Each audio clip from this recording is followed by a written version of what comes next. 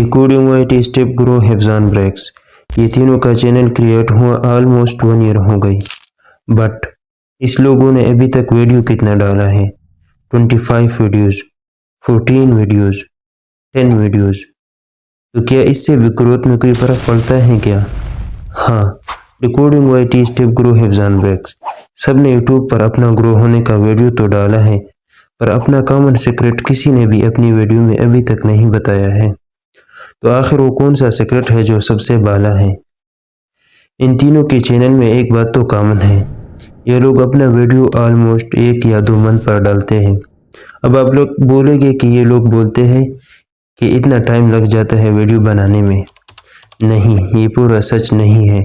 देखो ये लोग वीडियो बनाने में कोई कितना ही टाइम लेगा, 1 या लास्ट 2 वीक लग जाते हैं वीडियो बनवाने में। फिर ये लोग इतना टाइम क्यों लेते हैं? इसलिए ताकि वीडियो को ज़्यादा टाइम मिले ग्रो होने के लिए। लेकिन सारे यूट्यूबर तो बोलते हैं कि यूट्यूब पर कंसिस्टेंसी रहो। हाँ, पर इतना भी नहीं। तब मैं आपसे एक क्वेश्चन करता हूँ, अगर आप इनकी जगह पर होते तो एक साल में कितना वीडियो अपलोड कर चुके होते? मैं बताता हूँ, 100 या इससे भी ऊपर। अब मैं आपको एक एग्जाम्पल से समझाता हूँ। अगर आपका video voice over story telling सही रहा तो यूट्यूब आपके वीडियो को ऑडियंस के पास भेजता है।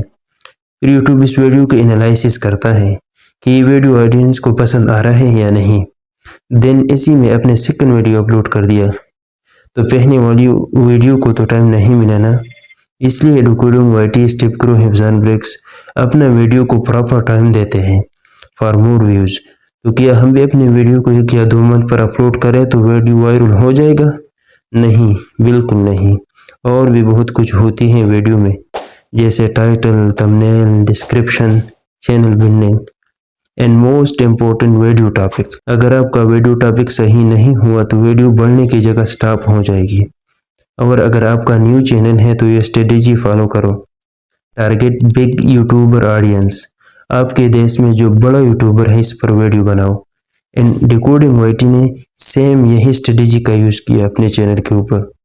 फर्स्ट वीडियो उसने अलगुरू के ऊपर बनाया क्योंकि इसकी देश का बड़ा यूट्यूबर है।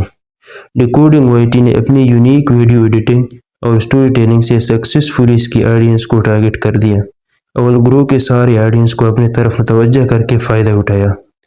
और आपने एक बात नोट किया होगी, सेम मैंने भी यही स्ट्रेटेजी यूज़ किया। तो बस आज के लिए इतना ही, मिलते हैं नेक्स्ट वीडियो में।